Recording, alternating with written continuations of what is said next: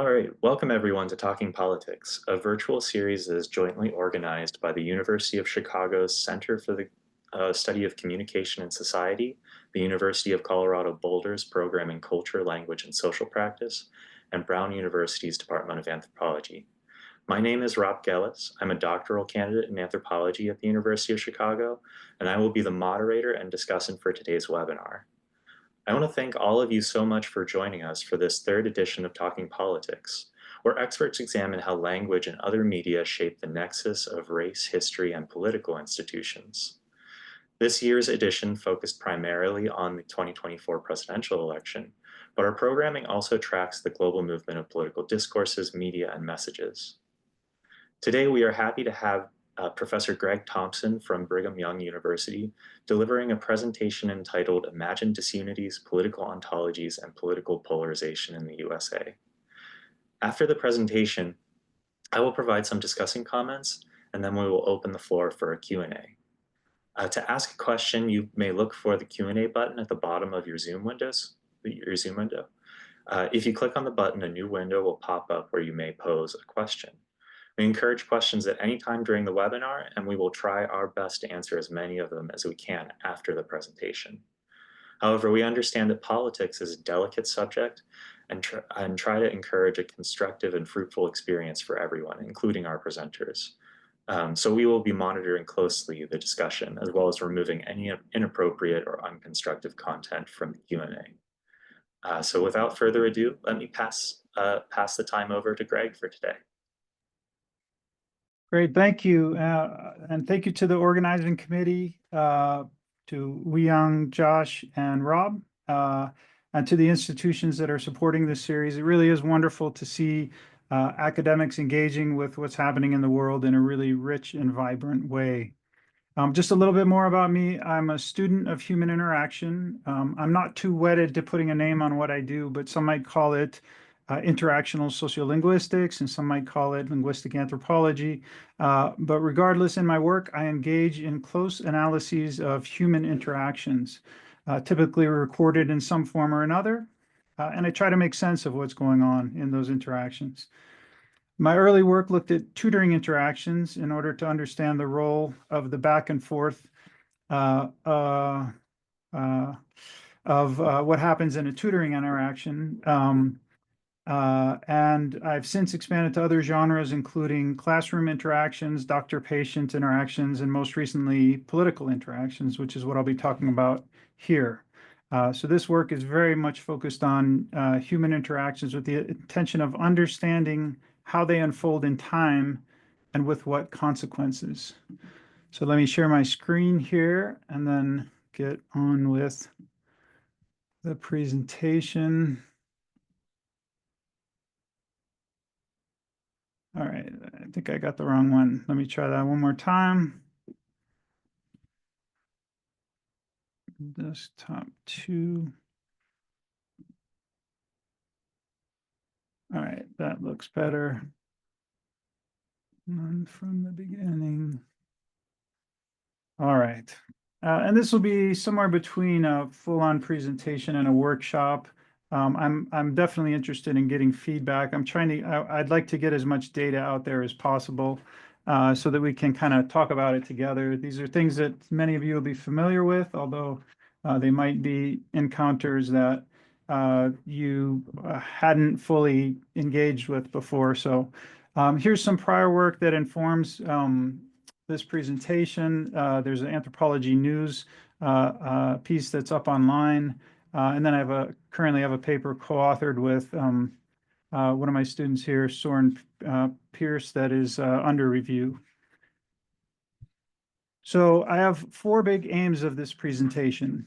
The first one is to attempt to make sense of the perspective of Trump supporters. And now that seems a little bit biased in all kinds of various ways, but I feel like this is something that has been perhaps lacking in the anthropological literature studying politics in the United States as of late.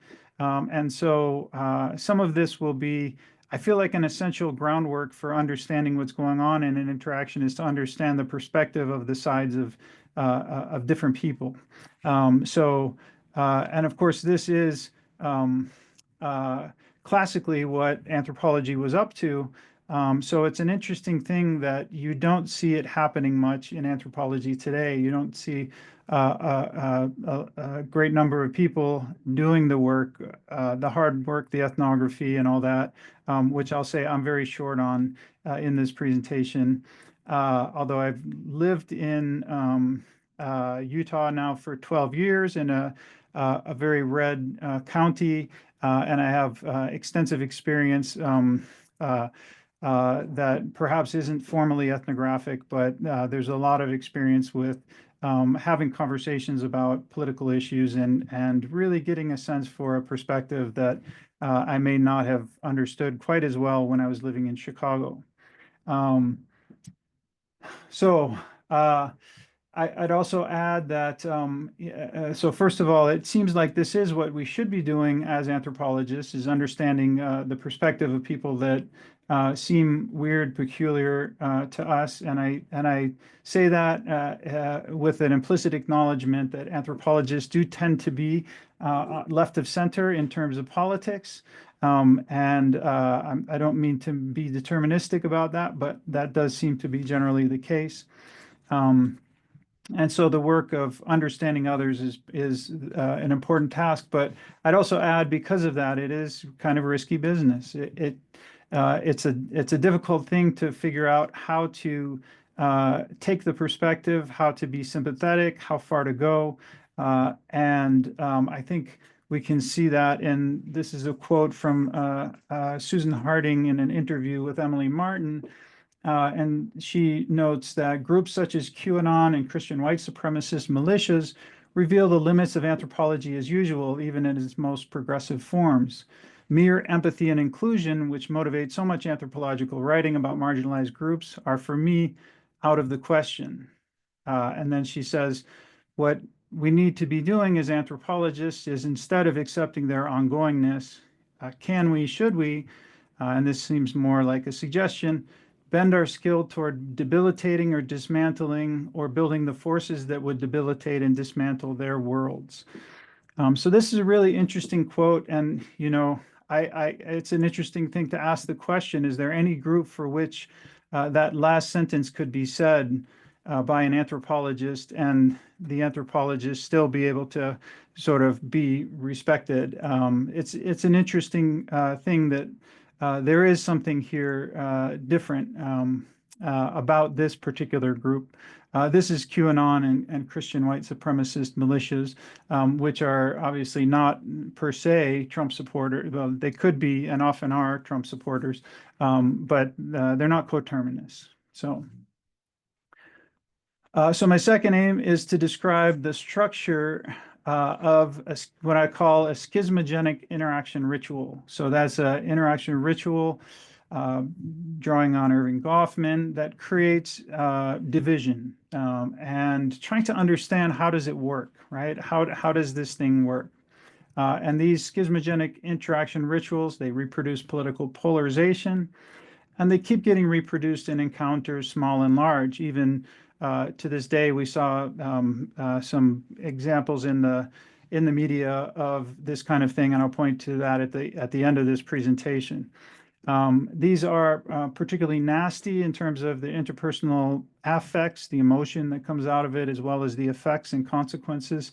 And my term for these, and this is the sort of densest and jargoniest I'll get here, which is I call these canalized and canalizing interaction rituals of dysrecognition. And so I'll spend a brief bit here just kind of explaining some of the key terms there, and then I'll go on to the data, and we'll be able to these aren't essential for understanding the data, although I think this is a framework that's valuable. So first of all, they're canalized in the sense, think of channeling, of course, that they're heavily structured, structurally determined. They're predictable to some extent prior to the encounter itself. It's kind of like, a simple way to think of it is they're interactional ruts that we fall into. And as I start to explain some of these, then I'm guessing that people will recognize them and see, oh yes, I've had that kind of encounter. In one sense, there's a structure that we kind of fall into as we engage in interaction. And I say this, I've done this myself. I've had plenty of these kinds of encounters where I engage in this kind of back and forth with, of course, the same consequences that we see, and I imagine happen all the time across the United States and elsewhere, perhaps too. Whether or not this same shape, I don't know. I haven't thought through that yet, but they're canalizing in the sense, sorry, that second word should be canalizing in the sense that they're highly consequential for subsequent events. They also channel affect. So they channel these infrapolitical energies of people in particular ways. So the encounter does this work of taking affect and energy and sort of building it up and directing it towards certain things. And creating potential for identifications and things. So there's these consequences that come out, and they're consequential for subsequent events. I'll show that a little bit with some of the examples. So this notion of dysrecognition, it's actually Philip K. Dick uses it to talk about the worlds that one creates in science fiction that are recognizable except for something is off, and it just makes you feel like there's something kind of weird or not quite right about it. Blade Runner is one of those examples for those familiar with that movie. But from the way I'm using it, I'm referring to the unpleasant or discomforting feeling one gets when one is seen by others as something one would rather not be, and perhaps the one certain that one isn't. It's captured by a sentiment of indignation, right? That might accompany saying, you know, who do you think I am? Right. So we can have an encounter and they might not say specifically that something, they may not call us names or anything, but they treat us in a way. And we say, like, who do you think I am? Why are you treating me this way? So this recognition, it differs from misrecognition. And this is important for this is more of the academic and brush clearing business. Because whereas misrecognition implies a metaphysical commitment to what's actually there, who this person actually is, disrecognition remains agnostic on that point. Disrecognition is simply about feeling like, something's not right about this. And this is helps to in the analysis because I don't then have to decide whether or not this person is a racist, let's say, whether or not they're what they meant by it, right? Which is in Western ethno-metapragmatics, we get caught up a lot in that kind of thing. Okay, so that's some of the basics with that. A third aim is to understand what does this interactional ritual do for participants, do for and to participants, and thus why it keeps getting repeated. And this is the kind of thing that I think can help us to understand if we, whatever we might want to accomplish, this can help us to accomplish that. Here too, I remain somewhat agnostic on people can do what they do with the research that I'm putting out there, what I'm trying to understand. My goal and my aim, my hope is that that kind of understanding can be useful and productive and for the good of others. And fourth, finally, this is where I'm sort of pushing into next questions of thinking about future questions and what comes next. To what extent are these interactions being replicated? Like I said, I'm short on ethnography and surveys and that kind of data that would help me to understand how pervasive this is and whether these are interactions that I'm describing that are seen in the media are actually things that are being reproduced at the lowest level. I have some examples of that, but it's an interesting question to ask to what extent these are imagined versus to what extent they're actual encounters people are having with others. It seems like there's a lot that points to that in large part, they are imagined, which is an interesting thing to think about. That is to say, they're seen in the media and then taken up to be one's own, in a sense. So the second question there is the nature of this interactional structure. Is it an epistemological difference? Really, the difference that comes out of it, is it epistemological or is it ontological? Is it that Americans simply interpret the world differently, or is it that Americans are at this point in time living in fundamentally different worlds as mediated by different ecologies? Different media ecologies that people inhabit. So first, just really quick, the problem of political polarization. I'm just going to do one quick slide on this that gives a little sense of what the problem looks like, particularly this is from 2016 to 2022. And it's what does each side of the political aisle, Republicans are in red, and what do they say about Democrats? Democrats are more percent of who say members of the other party are a lot, somewhat more compared to other Americans. So in 2016, 52% of Republicans said Democrats are more closed-minded compared to other Americans. And in 2022, they said there were 69% that said that. And so you can see with each of these different things, closed-minded, dishonest, immoral, unintelligent, lazy, you see some pretty significant increases on both sides of the aisle. Lots of interesting things you can kind of think through with this kind of data. But the gist of it is that there's this perspective from each side that the other side are a real problem, morally problematic in all kinds of ways. So let's look at some examples. So I'll do two big examples. That's all we really have time for. We'll first is disagreements about the size of Trump's inauguration crowd, and then the second, and its aftermath. So a number of follow-up with Kellyanne Conway, and then also an interview with Trump. And then the second is the White House Press Secretary Kayleigh McEnany's refusal or insistence, depending on who you talk to, on saying that Trump is not racist. So starting with this, this is the meme that circulated that I was very familiar with before I started digging into this much. And this is an image of the two inaugural crowds. Trump's on the left and Obama's on the right. And as many of you saw, when I saw this, it was on Facebook and had some comment about inauguration crowds clearly being bigger for Obama than for Trump.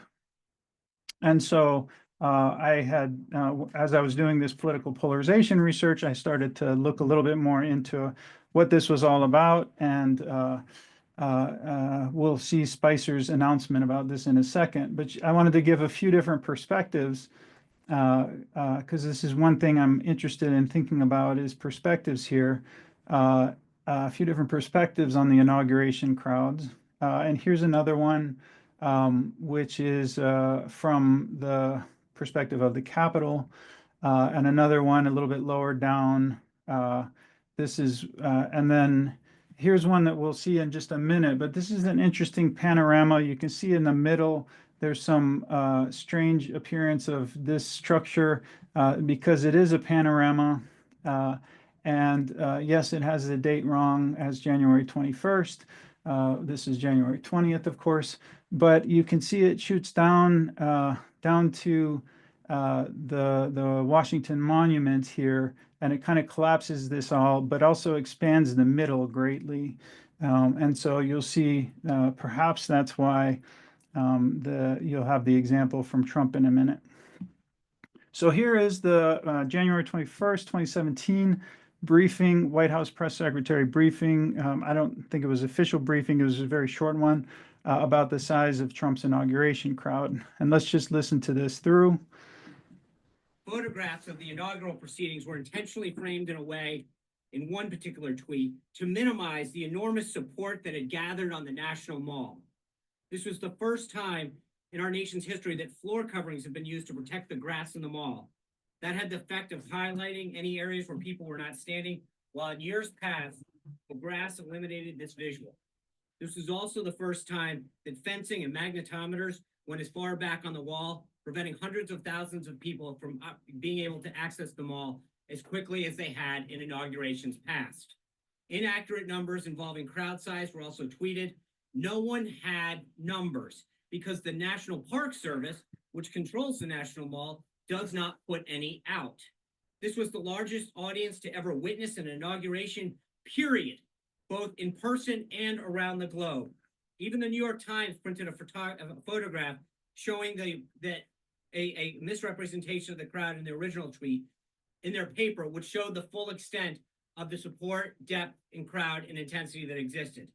These attempts to lessen the enthusiasm of the inauguration are shameful and wrong. So you can see the key quote, of course, the largest audience to ever witness an inauguration, period, both in person and around the globe. An interesting sentence, because one wonders, where does one put the period, grammatically speaking. But the way it's read, of course, the period doesn't seem to warrant a period, because the clause that follows modifies what comes before. And so I think that's interesting in itself and something to think about. But you also get a sense of this the combativeness, we might say, of Press Secretary Spicer, as he's calling out the way that the Trump presidency has been dealt with by the media. And he says these attempts to lessen the enthusiasm of the inauguration are shameful and wrong. And so here's a follow-up. Now, I should also add, in that first briefing, he introduced a number of numbers that were wrong. There was quite a few details that were simply and patently wrong. And so a few days later, this is 2 days later, he had a follow-up where he did a mea culpa and said, I got some numbers wrong. But in this one, he also says you can start to see this disrecognition of each side of the other in this one, where if it wasn't clear in the first one, and you can start to see sort of the overdetermined nature of what the press have to say about him. So let's listen to this real quick. On Carl's question, so are you retracting the claim on Saturday that it was the largest crowd in person? That's not what I said. This was the largest audience to ever witness an inauguration, period, both in person and around the globe. Right. To witness and around the globe. Yes, the total audience it was. Audience, but not simply in person. But right. But again, I didn't say in person, both in person and around the globe to witness it. Saying those together. No, that's actually what I said. It's not what I don't know how you can interpret it differently. That's literally what I said. To witness it in person and around the globe. Total audience, yes. But not both in person. Hold on, let it. But you're saying here, just to clarify, you're not saying, and you weren't saying on Saturday, that it was the largest inaugural crowd in person. I am not. I am saying that it was the total largest audience witnessed in person and around the globe. Yes, sir. So you can see how the sort of the representation of what's happening and what each side is talking about. There's a fundamental disconnect there, and it leads to this sense of almost indignation here. Spicer is sort of laughing at the question in a way that maybe we can sympathize with, because the question seems a little peculiar. The questioner is asking if he meant in person, when the questioner had just read back in person and around the globe. Anyways, it's an interesting moment of what I'm referring to as disrecognition, as there's this sense that each side is seeing the other side as highly problematic, and in the process, each side kind of plays into that, how the other side sees them. So another example, or sort of, this is a follow-up You can kind of see this indignation that's a running theme through all of these conversations. In this interview with Kellyanne Conway and Chuck Todd on the 22nd. So this is in between the this is the point at which Spicer hasn't corrected yet. So this is in between those two moments where he had the facts wrong. And so Chuck Todd is the interviewer here who's really pushing this question significantly. And again, pay attention to how Kellyanne Conway is taking this in a different direction. And she's a pollster, and this is not her, she's not coming into this, it was not her professional background. And so I think that's interesting. She doesn't respond in the way that perhaps somebody trained in this might respond, but I think it's very effective for her side and for the Trump administration here, depending on how you hear it, right? So let's listen to this one. Then explain, you did not answer the question.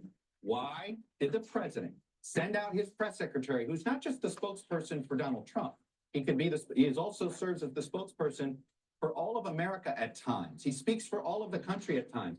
Why put him out there for the very first time in front of that podium to utter a provable falsehood? It's a small thing, but the first time he confronts the public, it's a falsehood? Chuck, I mean, if we're going to keep referring to our press secretary in those types of terms, I think that we're going to have to rethink our relationship here. I want to have a great open relationship with our press, but look what happened the day before, talking about falsehoods. We allowed the press to come into the Oval Office and witness President Trump signing executive orders. And of course, the Senate had just confirmed General Mattis and General Kelly to their 2 posts, and we allow the press in. And what happens almost immediately? A falsehood is told about removing the bust of Martin Luther King Jr. from the Oval Office. That's just flat out false. And it was corrected immediately. Chuck, why was it said? Chuck, why was it said in the first place? Because everybody's so presumptively negative. No, that it's okay. No, excuse me. Oh, no. That reporter was writing on behalf of the press pool. That I understand that got spread 3,000 times but it does before not it was corrected. Excuse me. It does not excuse, and you did not answer the question. I did answer no, your you question. did not. You did Yes, not answer the question of why the president asked the White House press secretary to come out in front of the podium for the first time and utter a falsehood. Why did he do that? It undermines the credibility of the entire White House press office on day one. Don't be so overly dramatic about it, Chuck. You're saying it's a falsehood, and they're giving Sean Spicer, our press secretary, gave alternative facts to that. But the point remains. Alternative facts, 4 of the 5 facts he uttered. The one thing he got right was Zeke Miller. 4 of the 5 facts he uttered were just not true. Look, alternative facts are not facts. They're falsehoods. Chuck, do you think it's a fact or not that millions of people have lost their plans or health insurance and their doctors under President Obama? Do you think it's a fact that everything we heard from these women yesterday happened on the watch of Barack Obama? He was president for 8 years. Donald Trump's been here for about 8 hours. Do you think it's a fact that millions of women, 16.1 million women, as I stand here before you today, are in poverty along with their kids? Do you think it's a fact that millions don't have health care? Do you think it's a fact that we spent billions of dollars on education in the last 8 years, only to have millions of kids still stuck in schools that fail them every single day? These are the facts that I want the press corps to cover. And this is why I'm here at the White House. I understand to change what I don't awful understand numbers is like that. That is not what yesterday was about. So you have not answered the question. You did not answer the question. It's what this presidency is going to be about. You sent the press secretary out there to utter a falsehood on the smallest, pettiest thing. I don't think anybody And I can don't blame that. Look, I understand actually why don't you think did that. it. Maybe this is me as a pollster, Chuck, and you know data well. I don't think you can prove those numbers one way or the other. There's no way to really quantify crowds. We all know that. You can laugh at me all you want, but I'm very glad. I'm just befuddled. Well, but you are, and I think it's actually symbolic of the way we're treated by the press. The way that you just laughed at me is actually symbolic of the way, very representative of the way we're treated by the press. I'll just ignore it. I'm bigger than that. I'm a kind and gracious person. NBC. So sorry for playing that out for so long, but that moment at the end is important. In addition to this being the christening moment of alternative facts, this is also, you can see how this constant sort of thematizing of the relationship, right? It starts from the beginning. We're going to have to rethink our relationship here. If you keep treating us this way, we're going to have to keep rethinking our relationship. And what she does is she accomplishes this work of thematizing the relationship. So the relationship is the thing that matters. And then the critical moment, of course, when he laughs, when she says nobody has the actual numbers, and she says you can laugh at me, right? And she sort of brings it into immediate awareness of the relationship. And at the end, there's a part that it cuts off here. But she says this is the part that we heard, the way you just laughed at me is very representative of the way we're treated by the press. I'll just ignore it. I'm bigger than that. I'm a kind and gracious person. You want them to hear that I'm not answering your questions, which I'm doing. You want them to hear that they can't trust our press secretary. I think that that is a very dangerous statement to make. So again, it's sort of bringing to the fore this relationship. And for people who have doubts about the media and feel that the mainstream media is biased or is controlled by people with nefarious intentions of whatever sort, then this is a winner to bring attention to that relationship. And Chuck Todd, at one point, he responds, it's a political tactic to come up with alternative facts and try to set up the press secretary as your enemy. And Kellyanne Conway says, no, I didn't say that at all, and that's not why I'm here in this building. And then she turns to the provable, quantifiable facts. So following this, there's on the 25th, so just a few days later, there's this interview with David Muir and Trump's, and this is something that shows what I'm calling Trump's populist charisma, following William Mazzarella's work on brandishing the name and why is Trump so enjoyable. And here you can see this is David Muir is bringing up the size of Trump's inauguration crowd again. And I think Trump, again, sort of thematizes this relationship, but he makes a really interesting populist move. So let's take a listen to this. I am curious about the first full day here at the White House, choosing to send the press secretary out into the briefing room, summoning reporters to talk about the inaugural crowd size. Does that send a message to the American people that that's more important than some of the very pressing issues? Part of my whole victory was that the men and women of this country who have been forgotten will never be forgotten again. Part of that is when they try and demean me unfairly, because we had a massive crowd of people. We had a crowd. I looked over that sea of people and I said to myself, wow. And I've seen crowds before, big crowds. That was some crowd. When I looked at the numbers that happened to come in from all of the various sources, we had the biggest audience in the history of inaugural speeches.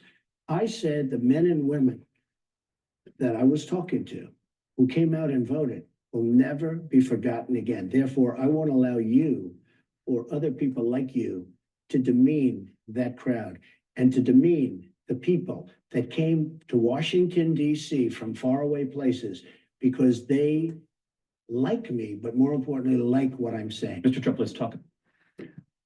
So you can see the move that Trump makes here is in this quote, part of my whole victory was that the men and women of this country who have been forgotten will never be forgotten again. Part of that is when they try and demean me unfairly. Part of that is when they try and demean me unfairly. So here Trump is setting up a men enemy where he represents the people, and to erase his audience, right? The people is of course to erase and demean the people that he is standing for. To demean that crowd and to demean that people that came to Washington, D.C. I won't allow you or other people like you to demean that crowd and to demean that people. that came to Washington, D.C. from faraway places. And of course, they're there because they like what he's saying, as he says, right? So, and then there's a few more moments where it comes up 2 more times in the interview, and these ones are a little shorter, so. The president then takes us through the West Wing to show us the photos they already have on the walls. And these are some of the pictures that were taken. This is the swearing in and the first dance with Melania. Here's a picture of the event. Here's a picture of the crowd. Now, the audience was the biggest ever, but this crowd was massive. Look how far back it goes. This crowd was massive. And I would actually take that camera and take your time if you want to know the truth. I do want to ask you, Mr. President, about this photo right here. So again, talking about the size of the crowd, this last one has the one more example of it here. And just before we leave, the president tells us he wants to show us just one more image. One thing this shows is how far over they go here. Look how far this is. This goes all the way down here, all the way down. Nobody sees that. You don't see that in the pictures. But when you look at this tremendous sea of love, I call it a sea of love. It's really something special that all these people traveled here from all parts of the country, maybe the world, but all parts of the country. Hard for them to get here.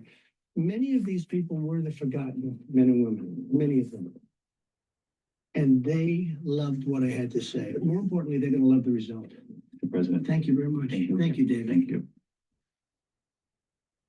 So there you can see many of these people were the forgotten men and women. So this is something that's been thematized at this point in the Trump administration, is the forgotten men and women. And so here Trump is saying, you are doing the same thing that has been done to them. You are enacting the practice of erasure of these people. You are trying to tell us to forget, to make it seem like these people don't matter, all these people that came out, right? And so this is what I'm suggesting is part of his populist charisma. And I think it ties in 2 ways here. One is here he's the standing for relationship, but I think it also connects up in the sense that these encounters that happen in the media, I do think that people have them in face-to-face, and I have some examples that I can mention later if people are interested in some of the face-to-face encounters that I've heard. I oftentimes, though, when I do ask people, I oftentimes get the sense that a lot of people haven't had their own kinds of encounters like this. But the fact that he can stand as a deplorable in a way, and if you recall that Clinton had referred to his followers as, or some subset of them, as a basket of deplorables, and he took that and ran with it. Of course, in his campaign, he had an event where it opened with an image on the screen of Les Deplorables, as in Les Miserables, and Do You Hear the People Sing was playing as he walked out, and he says to his audience, "Welcome to all of you deplorables," and he spreads that term over all of them, right? Even though Clinton had initially said some subset, some small portion of Trump followers are deplorable. So here in these moments of dysrecognition, of being seen as deplorable in all the various kinds of ways, and there's all kinds of examples we could go to with the first Trump administration, where he is in the place of deplorable, that suddenly flips that so that that has a different kind of energy to it, that it can be seen by people as, oh, that's something I can relate to. Okay, so let's go on to the last example, which is at the, this is at the end. So we've got kind of bookends. We've got the inaugural, the original sin, some would say, of the Trump administration at the beginning. And then here is, we're zooming ahead to 2020. This is October of 2020 towards the end, and this is right before the election. And this is Kayleigh McEnany, and she's the White House press secretary, and she's speaking about Amy Coney Barrett's nomination to Supreme Court. And this is the first question. This picks up with the first question that she gets after this. This was a day after, or a few days after one of the debates between President Biden, or then candidate Biden, and then President Trump, in which the stand back and stand by comment, Donald Trump had said, stand back and stand by to the Oath Keepers, or I can't remember which group it was. And so there were questions about whether he was supporting white supremacy. So that's the context. And here, let's listen. I'd like to ask you for a definitive and declarative statement without ambiguity or deflection. As the person who speaks for the president, does the president denounce white supremacism and groups that espouse it in all their forms? This has been answered yesterday by the president himself, the day before by the president himself on the debate stage. The president was asked this. He said, sure, 3 times. Yesterday, he was point blank asked, do you denounce white supremacy? And he said, I've always denounced any form of that. I can go back and read for you in August 2019, in one voice, our nation must condemn racism, bigotry, and white supremacy. In August of 2017, racism is evil, and those who cause violence in its name are criminals and thugs, including the KKK, neo-Nazis, white supremacists, and other hate groups. I have an entire list of these quotes that I can go through with you. He has condemned white supremacy more than any president in modern history. Just to clear it up this morning, can you, naming it, make a declarative statement that you denounce, that the president denounces? He just did. The president has denounced this repeatedly. The president was asked this. You're contriving a storyline and a narrative. Asking you to put He this said, to rest. I just did. I read you all of the quotes, and if you need to see them in writing, I will put them in an email. Hold on. So, Haley, can you right now denounce white supremacy and the group I that just espouses? did. The president You has read a bunch denounced of quotes white from the past. supremacy, the KKK, and hate groups in all forms. He signed a resolution to that effect. The president just last week, perhaps you all weren't covering it, but just last week expressed his desire to see the KKK prosecuted as domestic terrorists. This president had advocated for the death penalty for a white supremacist, the first federal execution in 17 years. His record on this is unmistakable, and it's shameful that the media refuses to cover it. So here are some social media comments about, you can see the bipolar nature of this, right? This is what the polarization. We got on one hand, the media truly are demonic. He seriously said it like 100 times. How freaking annoying and useless is the media? So sick of these hateful journalists. She straight up demolishes the far left journalists. And on the other side, she should be ashamed of herself. So sad. White House press liar, not secretary. She makes me sick. Answer the question. Such a hateful attitude from this woman. Trump has never said any of these things. So these are posts on the same social media that shows this video clip, and you can see the very bipolar nature of it, as well as the dysrecognition. So who is the far left journalist? This one's interesting. It's Fox News reporter John Roberts. And so I think this raises some interesting questions about the nature of this, and perhaps even the desirability of this for the Trump administration. This is an interesting question, whether or not there is an interesting story to be told about Fox News and the Trump administration, particularly with Megyn Kelly early on. Supposedly, some argued trying to kneecap Trump as a candidate. That is one of the storylines that is out there. So whether or not this would be a case of Fox News trying to do something like that, or whether or not they are actually in on it. So I asked the question here: was this perhaps kayfabe? Kayfabe is what professional wrestling has this term kayfabe, which refers to the construction of a fake reality, right? And it's one of the things, of course, wrestlers say is it's all real. And you're not supposed to talk about kayfabe, but was this a constructed and intentional encounter?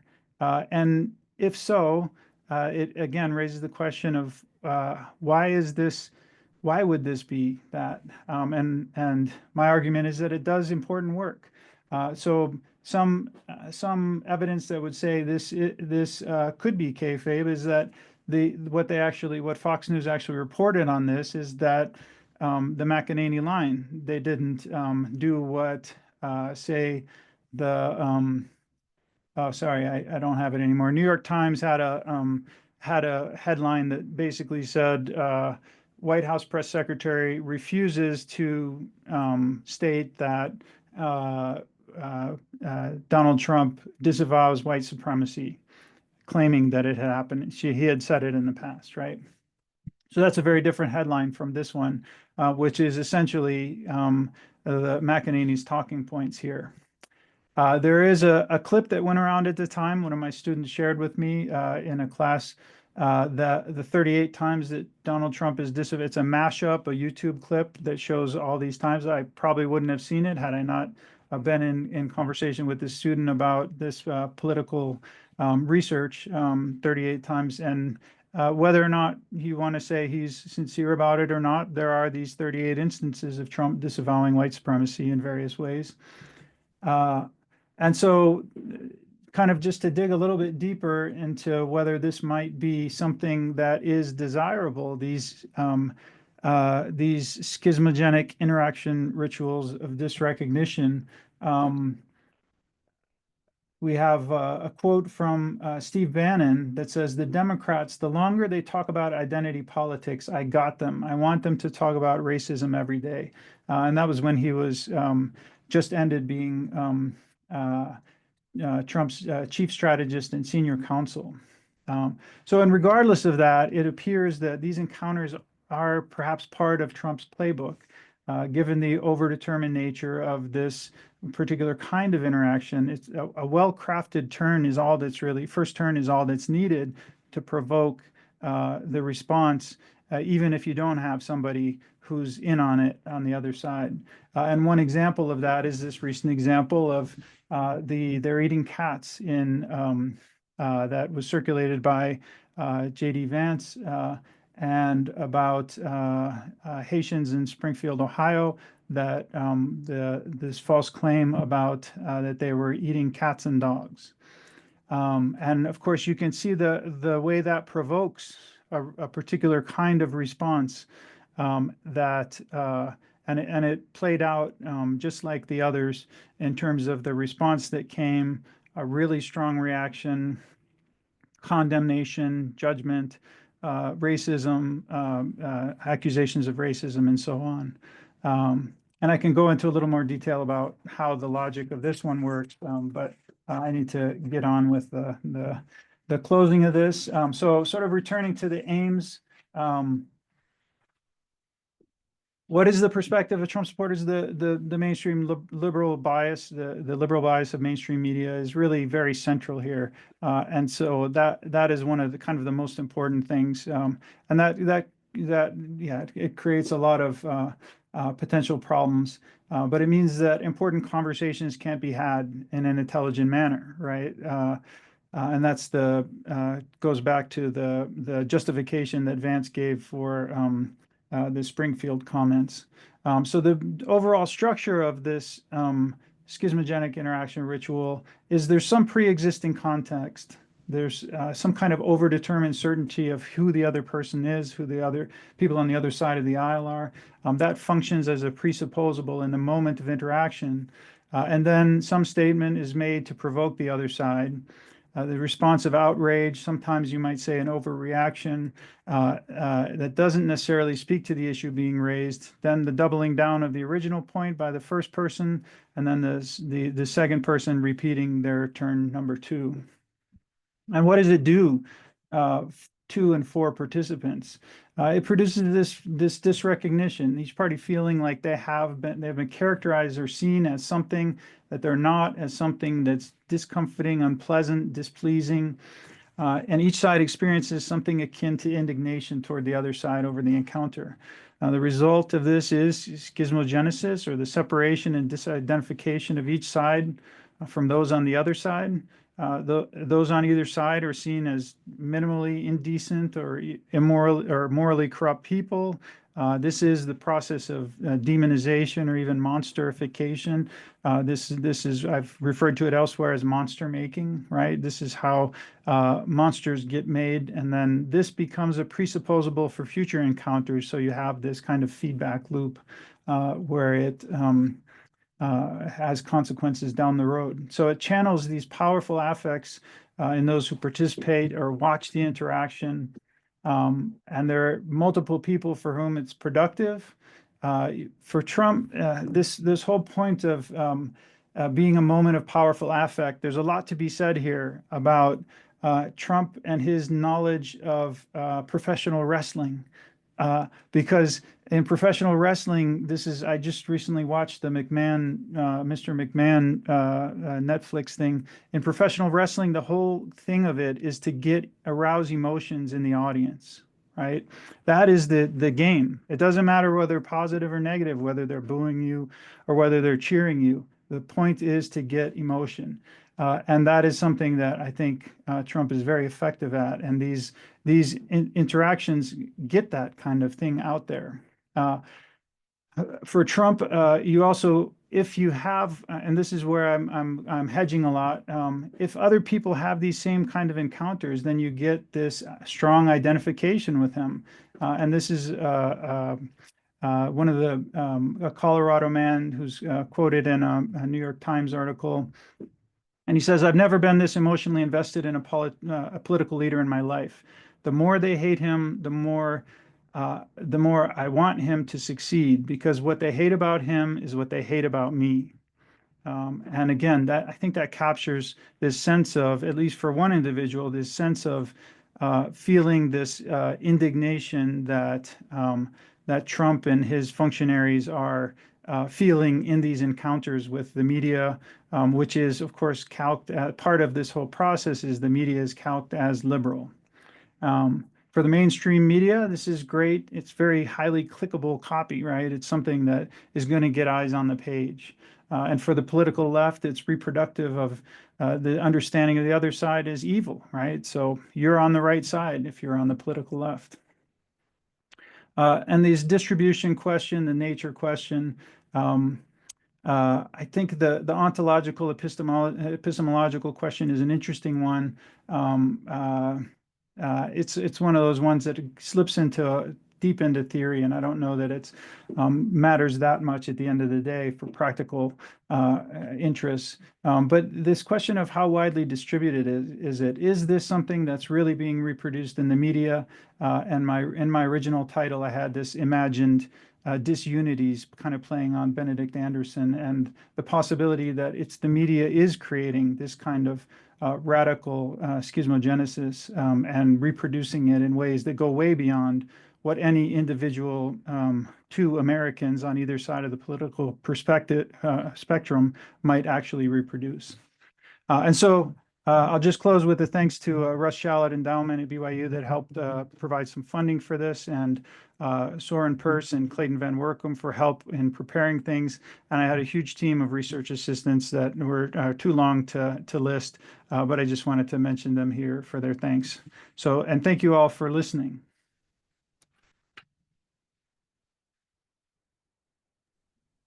All right, thanks very much, Professor Thompson, for your presentation. I have some prepared comments for you and a couple of questions, but I wanted to remind the audience while I read my remarks that they could go to the bottom of their Zoom window and click on the Q&A box and add their questions there, and then we'll read them out after. Okay, so. Professor Thompson is helping to show how polarization takes place through interactions that produce what he calls mutual dysrecognition. Many in our audience are likely familiar with the kinds of encounters depicted in the analysis, and I sympathize with the effort to avoid reproducing these processes, especially in the context of my fieldwork where I observe the ongoing work of the conservative legal movement. Indeed, it's long seemed to me as if it would be very unproductive for my work to implore my interlocutors to denounce something horrible that the incoming president said, or what others may have done. So Professor Thompson's account of dysrecognition helps me to articulate theoretically that, that intuition. I also think it interacts with and potentially extends other works of social science on the issue of polarization. There's, as I'm turning to writing my dissertation now, I'm noticing there are mountains and mountains of work on polarization. But two that came to mind for me were Arlie Hochschild's Strangers in Their Own Land, and as you pointed out in your presentation, William Mazzarella's essay, Brandishing the Name. So in Hochschild's deeply empathetic work, she argues that the divide is anchored in what she calls a distinct deep story for each group, a sort of metaphor that shapes ongoing narratives of political experience. So in the case of conservatives, everyone is sort of in line for the American dream, doing the work they need to do to get there, and now it seems like some people are cutting a line. While for liberals, everyone is partaking of the benefits of a town square, and now some people are trying to keep others out unfairly. So Hochschild's work adds to these decades of accounts of the conservative point of view, whether historically or in political science or history. And what I'm sort of wondering about with the account of dysrecognition here is whether attempting to understand conservatism as a point of view similarly motivates dysrecognition. As you noted in your presentation, you know, Kellyanne Conway, I think, thematized this like issue of the media dysrecognizing, or she didn't use that term, but producing this kind of discomforting analysis.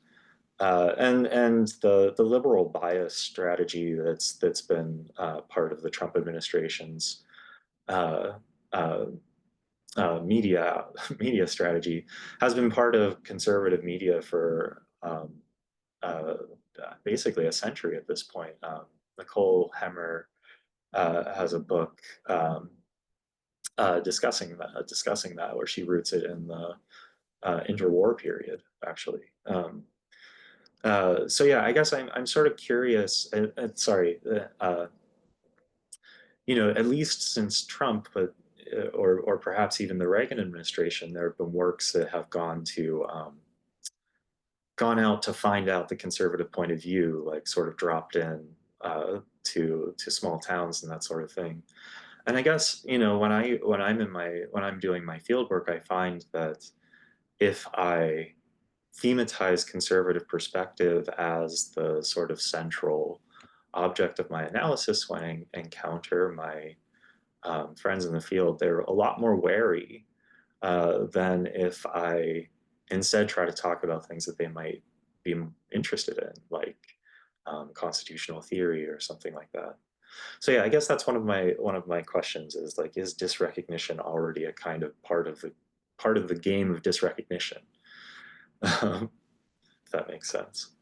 And then with Mazzarella's work, he also finds much to be praised in Hochschild's examples, especially how she unearths the enjoyment that Trump supporters seem to partake in through his rallies and exploits in the ways that he encounters a hostile media. And Mozzarella argues that this enjoyment, or jouissance, he's drawing on a psychoanalytic framework, subtends Trump's charisma.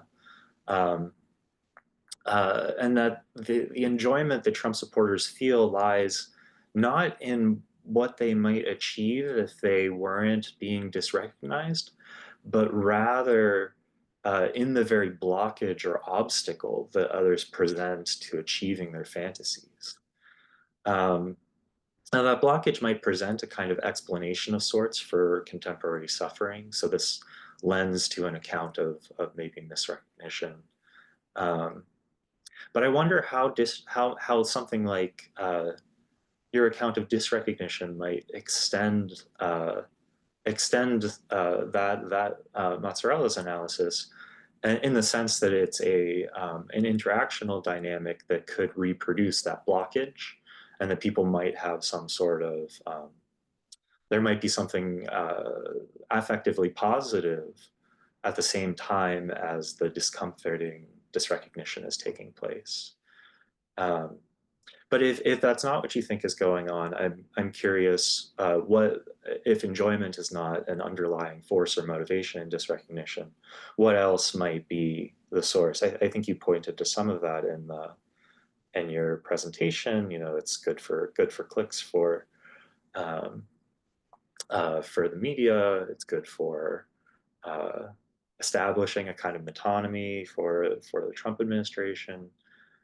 Um, uh, Yeah, and then my last question is, I guess, I guess I wanted to ask you about the invocation of ontology, but it seems that you're not quite ready to claim that this is ontological difference or epistemological difference.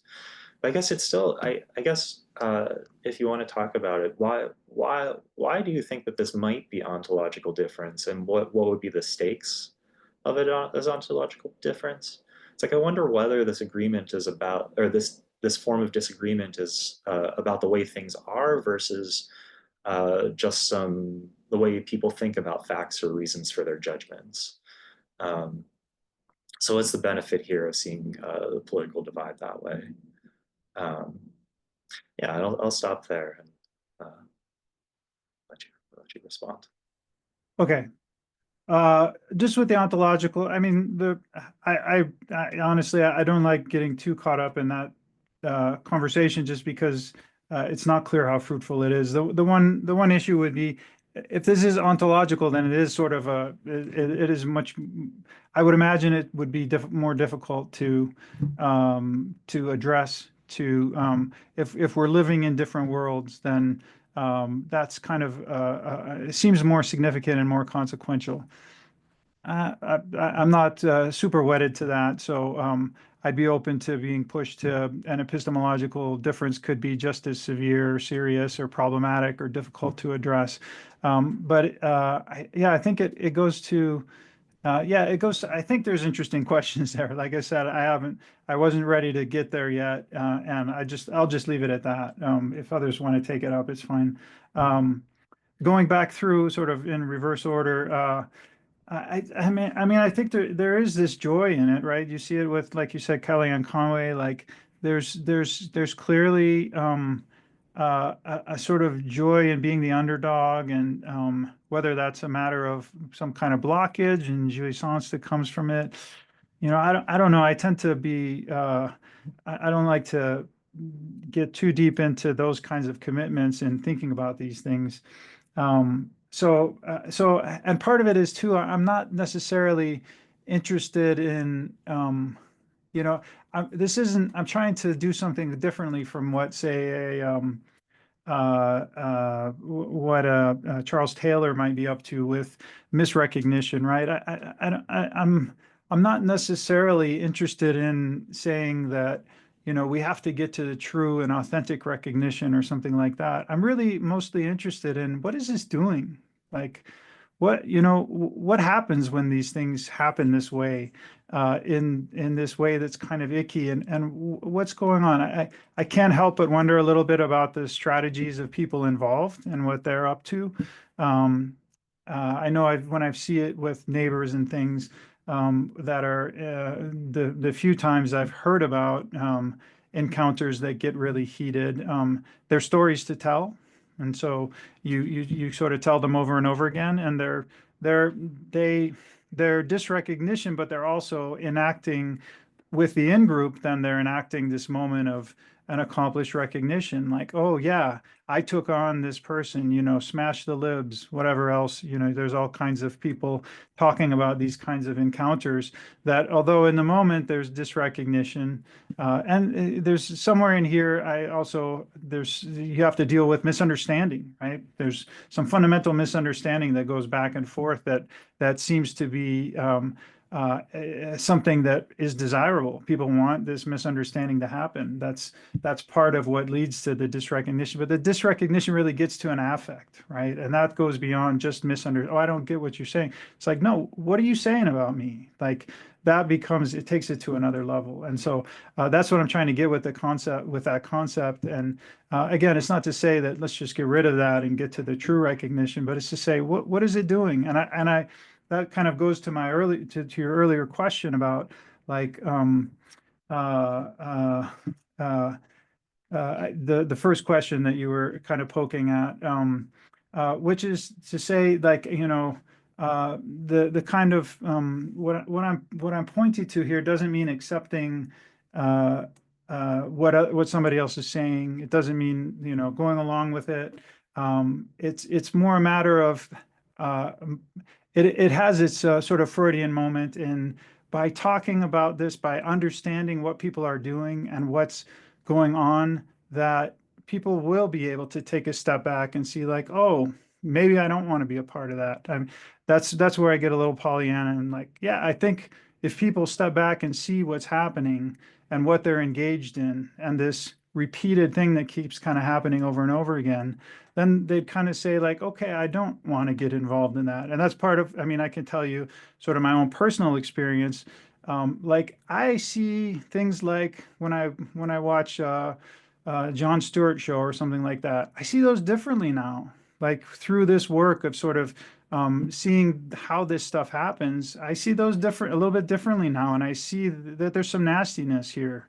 You know, I used to always assume that the nastiness was always on the other side, but there's some nastiness in a Jon Stewart or John Oliver, like the assumptions being made about how people think on the other side of the political aisle.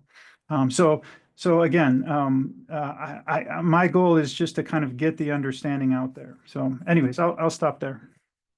Yeah, that's fair enough. And I sympathize a little bit. And especially in going through and doing field work in this kind of environment, I notice more when I come back and talk to my colleagues, or even when I give presentations about my work. Sometimes, there will be, when I'm taking seriously some of the arguments about originalism, some like people in a more liberal audience will laugh, right? Like, Yeah. it's definitely a part of the environment. But one of the struggles that I've had in pursuing my work is that framing myself as trying to understand the other point of view seems to be taken as kind of contemptuous. That the other point of view is like an object that is exotic in some way. And that's certainly a kind of like problem that's been,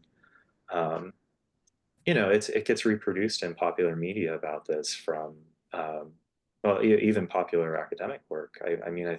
One of the things that always came to mind for me as I was starting to frame my project was Thomas Frank's "What's the Matter with Kansas," right? Which like the whole like underlying explanation is kind of contemptuous, right? Even if it merits of the work notwithstanding. But anyway, we should turn to audience questions now. Can I just say one last thing on that? It's really interesting that you're stuck between the rock and the hard place there, right? Because you're in liberal circles, you see the fact that the exoticization of the conservatives, right? So it's like that's a real thing, but then you can't say it when you go and talk to the So I mean, one thing that I think I don't know, I'd be curious if it works at all with the people you're talking to, is just to say, I'm looking to explain your perspective to these people, right? Yeah. And that way you're not the curious one saying, oh, you guys are weird and exotic. You're just saying, I'm a go-between here. I'm a mediator. Yeah, maybe, yeah.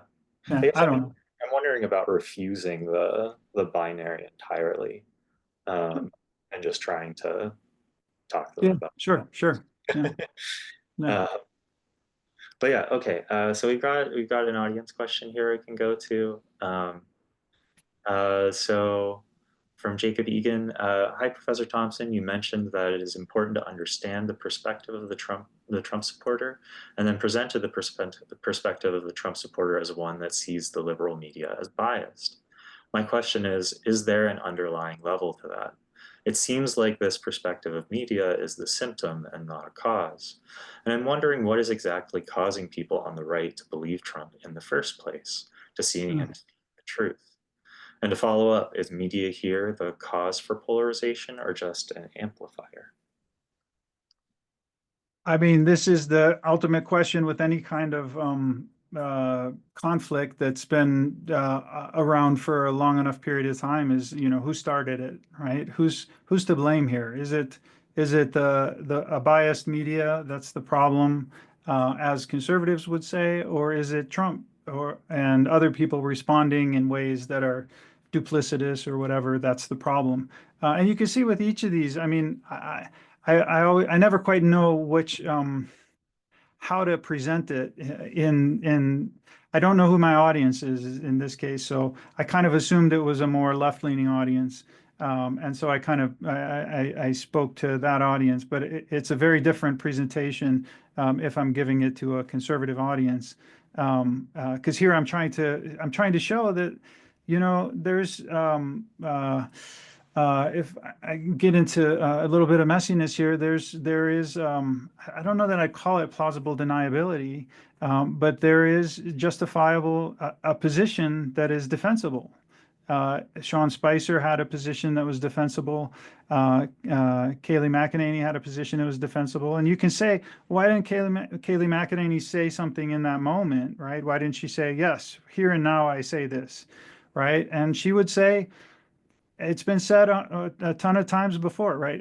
As a functionary, as sort of the representative, as the voice of Trump at this moment, she'd say it's been said all these times before, and of course she gets out of that. She gets to thematize the problematic nature of the media, right, and gets to pull it in that moment. And it just so happens I don't know if it just so happens, but yeah, it is a Fox News reporter who's doing it. So again.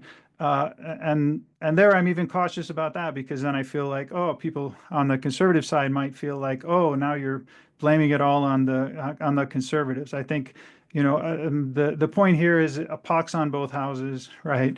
Everybody is behaving badly, and I don't know what the way out of it is, and whether we want a way out of it. Some people would say this is just democracy and this is how it works. And I think that's interesting. Other people would say this is our way to a bloody revolution that has to happen. I don't know. But for me, I'd like to at least try and understand what's happening around me so that I know how I can move through it. And for that, it doesn't matter so much what the who started it. It really matters, like, what are we doing now and how are we reproducing this thing of polarization? I don't know, Rob, do you think that got to the question? Yeah, I mean, it definitely speaks to things that come to mind for me as well. We do have another question here, though. Let me see. Thank you for your presentation. What is the role of binary contrasts like Republican or Democrat or conservative or liberal in the process of schismogenesis you talked about in the presentation? These are cognitive and classificatory technologies, and as such, they are also work to simplify a more complicated field. Questioner would love to hear your thoughts. That's lovely. Yes. And that's part of, I think, what that very dynamic. So, okay. So first of all is, yes, I totally agree. Things are much more complicated than this. I'm taking this up as a binary, Republican, Democrat binary. But part of what I think is happening here is that very binary is being reproduced through this kind of thing, right? So that people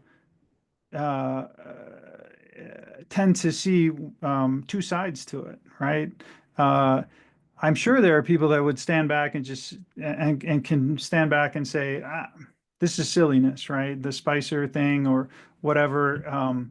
I don't have a pony in the race or whatever, but it really, I think the affective charge of it, all of that, it really pulls people in. I know I feel pulled in whenever I see these things, and I feel like,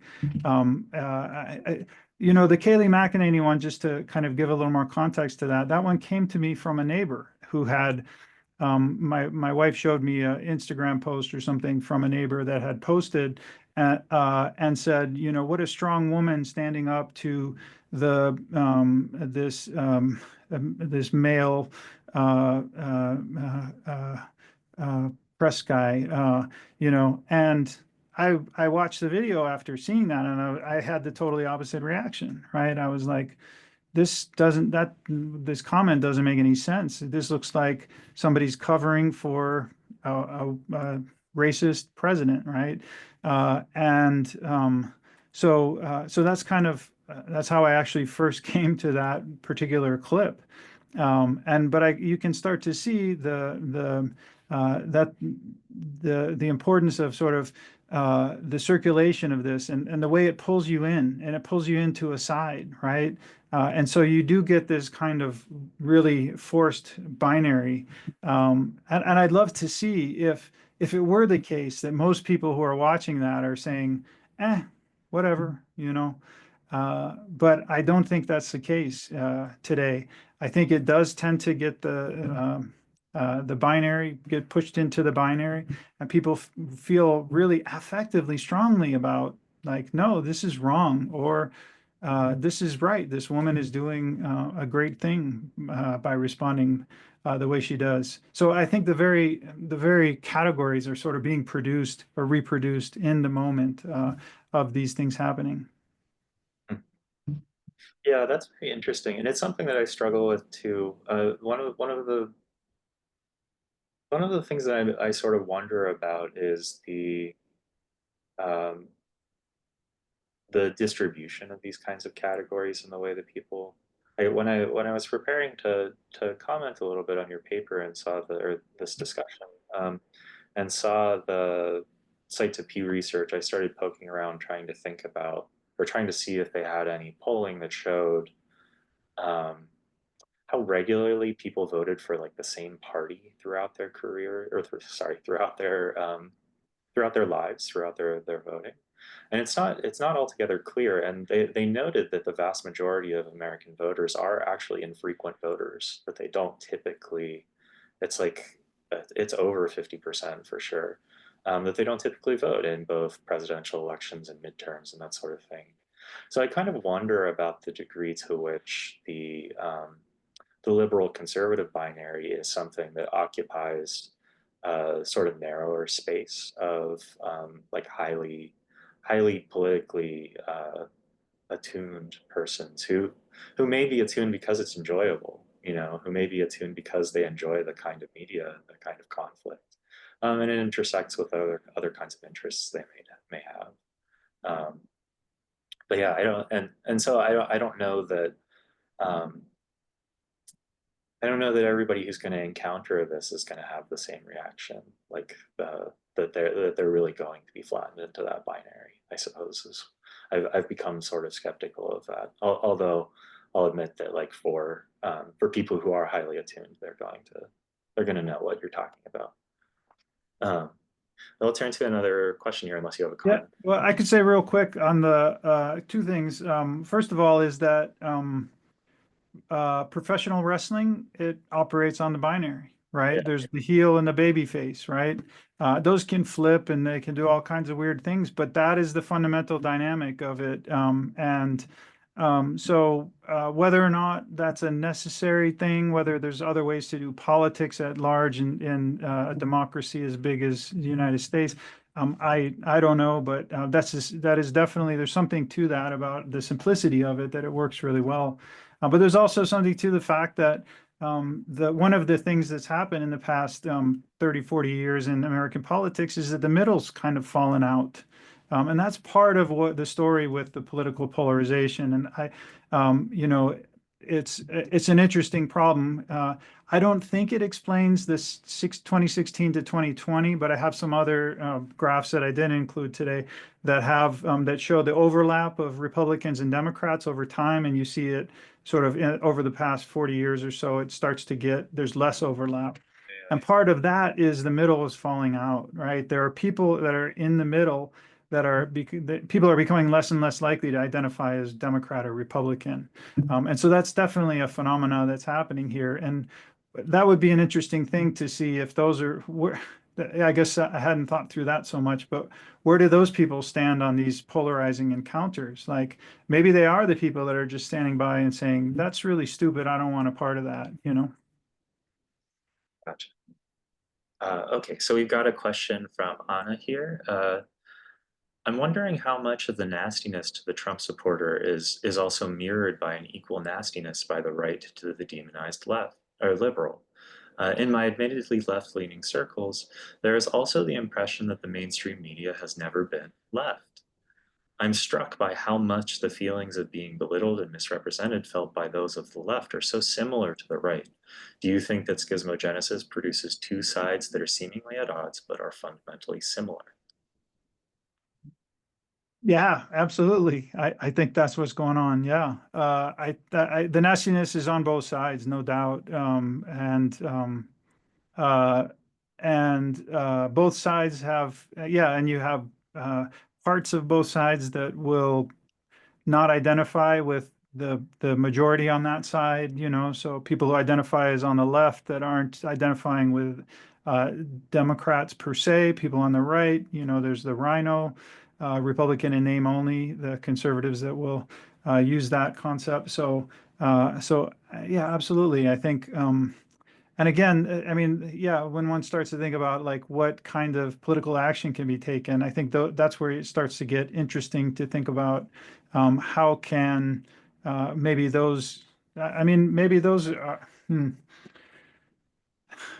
yeah, that's a complicated one. I got myself into a mess there trying to think through it with the on both sides as if they're the same because I don't know that they're quite mirror images of each other. But I think in a lot of cases, these encounters are kind of mirror image with each side doing to the other what the other side is doing to them.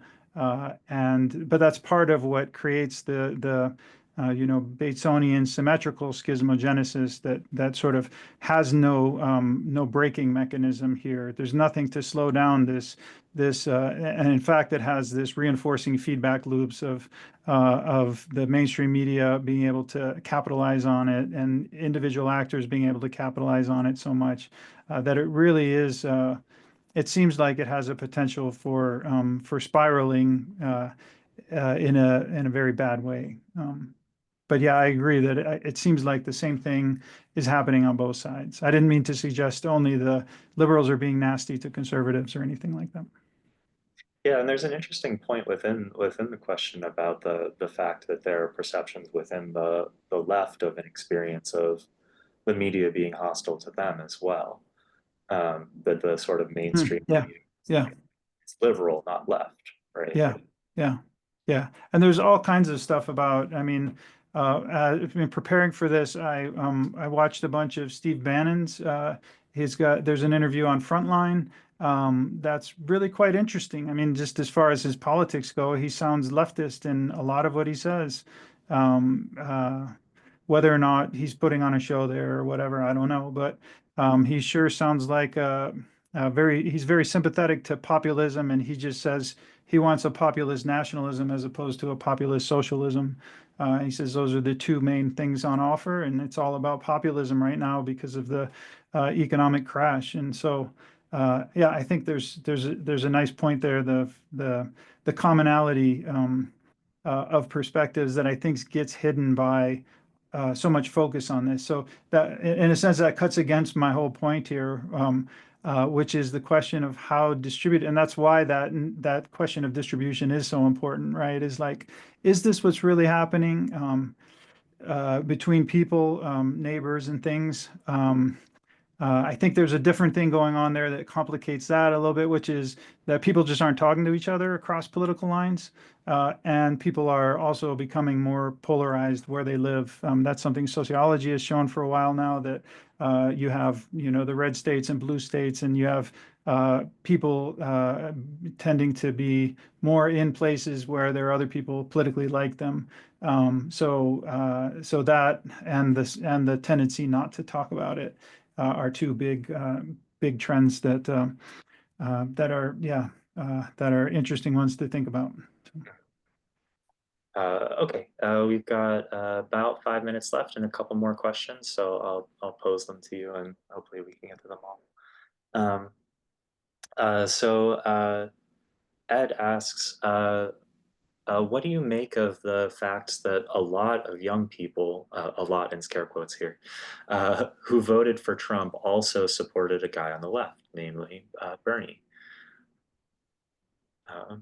Yeah, I think that's the populism. I mean, I think Bannon's the reason why I ended up watching a good bit of what he had to say is because he seems pretty honest and straightforward about what what he was up to, and he's narrating his experience with the Trump presidency, and he's describing his project. And like I said, he's saying that this is about populism, and so that's why you get that's his thing, right? Populist socialism is Bernie, and populist nationalism is Trump, and both are forms of a kind of populism that is reactionary to elites, right? That's the main thing that populism is about. He talks about very fondly of Elizabeth Warren and a lot of what she was up to. So yeah, I think that kind of captures it nicely. But yeah, it's kind of a non-answer to say it's populism, but I'll leave it at that. Uh, okay, and I'll get the last question here. If anybody has more, though, we still have time. Okay, April says, thank you for the presentation, fascinating discussion. She especially liked the focus on Trump's representational nature for people. What they don't like about him is what they don't like about me. Curious to know if you would consider expanding your research to include humor as part of polarization, such as John Oliver, Jon Stewart, but also Trump's humor. Yeah, absolutely. And I think that's the thing with John Oliver and Jon Stewart, like I mentioned right towards the end, is my perception of them has changed as part of doing this kind of work, to where, like I said, I do see the nastiness of that. Now, of course, there's nastiness on the other side in all kinds of ways. Bannon and so many others that engage in nasty rhetoric, whether through Breitbart or.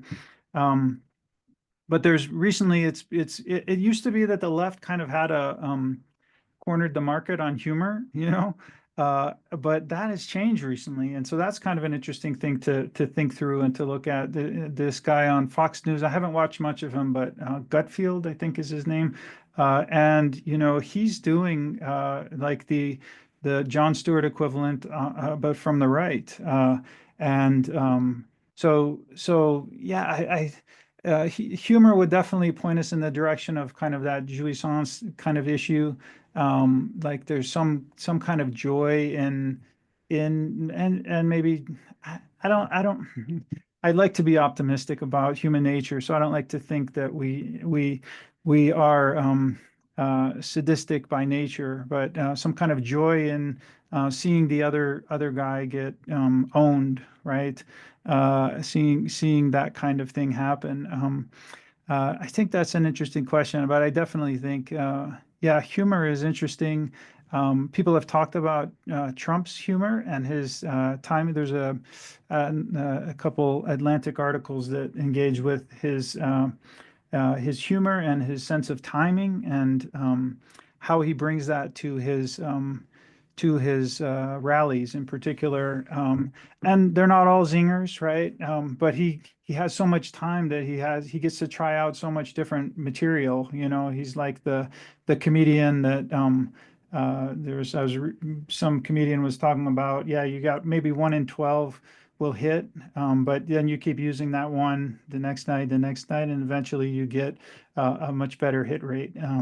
So yeah, I think Trump has that kind of capability.